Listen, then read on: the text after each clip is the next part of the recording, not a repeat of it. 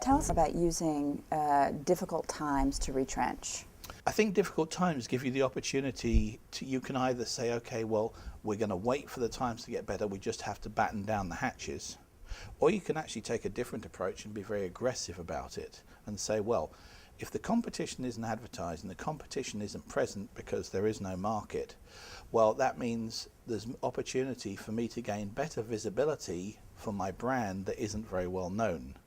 So we actually have taken that really by the horns and really gone for it.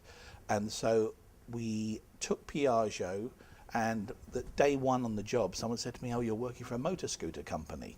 So instantly I had a problem with, one, the product that we do. So within a month we'd become Piaggio Aero. And so there's the branding to start with. From there we then started to look at everywhere we had advertised.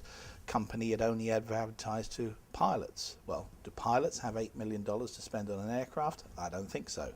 So we changed all of our advertising from aviation, and now we have an 80-20 lifestyle aviation split in how we advertise, because I want to talk to the people who are in the back of the plane who can afford to write the checks and pay the operating costs. So change of focus there as well.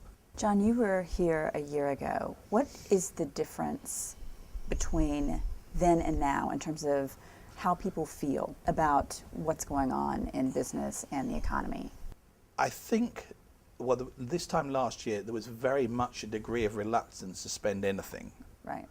Now people are spending on some things, and there is a return, and there is now the opportunity for discussion.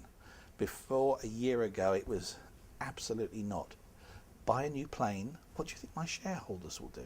I'm a bank, I've taken TARP money, I can't buy a new plane, etc. So down that path. Now I think we've progressed beyond that, and people believe that there is light there at the end of the tunnel. We certainly see that in the number of people we're talking to, the number of companies and number of businesses who are now, they're not afraid to make the step. It's just when they make the step, which would be the right time. So I think there's been a progression.